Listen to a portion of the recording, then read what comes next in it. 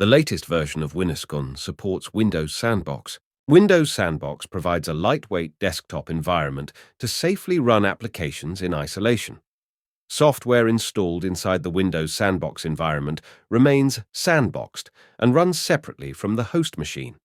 A sandbox is temporary. When it's closed, all the software and files and the state are deleted. If the sandbox is not yet installed on your Windows Professional, follow the next steps to install Sandbox on your system. 1. Select Windows Environment and click on Windows Features. 2.